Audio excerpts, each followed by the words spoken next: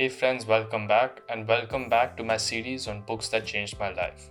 This is the second video in the series, and if you haven't already watched the first video, I highly recommend you go and watch that one first. I've put the link in the description below. Alright, the first book that absolutely changed my life and actually continues to affect the way I perceive the world right now and today is Factfulness, or 10 Reasons Why You're Wrong About the Way You See the World or something. If you read this book, you'll never be able to look at the world in the same way again, because it proves just through raw data, through raw facts, that your perception of the world is horribly wrong.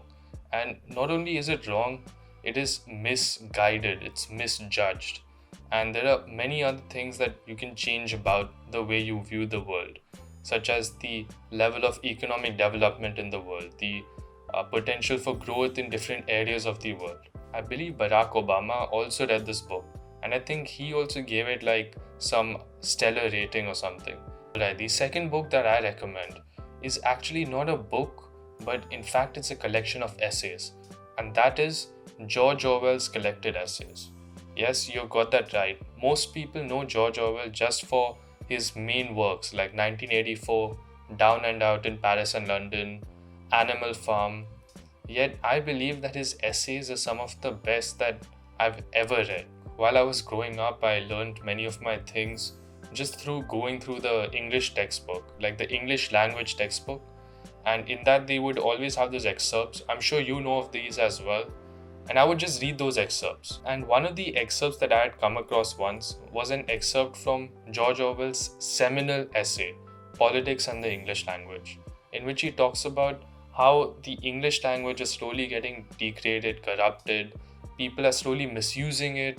I think that single essay alone, Politics and the English Language, has made me wary of any text which is chock full of jargon and technical terms and pretends to know what it's doing. It is through that essay that I am naturally wary of any such things which purport to claim great things while you can't even figure out what the thing is saying. I recommend buying the book and just flipping through them. You don't have to read every single one of them, but there's a great mix of fiction, non-fiction, of commentaries and political things and things on the English language and all sorts of things that made up George Orwell himself. Of course, I've put a link in the description below if you want to check it out like that. Next is actually what I studied back in 9th and 10th grade, and that is A View from the Bridge, the play by Arthur Miller. Now I may be slightly cheating over here because A View from the Bridge is not a book, it's a play. But if you ever get around to reading it, I dare say it will be one of the best books that you have ever read in your life. A View from the Bridge follows the story of Eddie Carbone, who is an Italian dock worker. He helps load the cargo on and off the ships, and how he has an incestuous love for his own niece, and how that completely tears the family apart, and it tears Eddie Carbone apart himself as well. Arthur Miller has been widely regarded as the great statesman of modern theatre, and I think rightly so, because of his works such as A View from the Bridge. I think when he was even beginning to write it, he said that he had in mind the clean lines of a Greek tragedy. To be honest, to fully appreciate this play for all its wonderful flaws and the main character and the muse, etc., it would be best to pick up a study guide. The study guide that I used that made the play really enjoyable for me, I'll put it in the description below as well. But trust me, you're going to love this play. But next we have what can only loosely be described as a book, because it is at the same time a collection and a continuous selection of short stories, and that is nothing else than Invisible Cities by Italo Calvino. Italo Calvino was an Italian futurist writer, and The Invisible Cities truly is a meditation. Invisible Cities is basically a fictional account of Kublai Khan talking to Marco Polo, the Italian explorer, as Marco Polo describes to Kublai Khan all the cities he's visited. Cities is one of those books that you can read again and again, and every time you read them, you find something different, you find something new and exciting.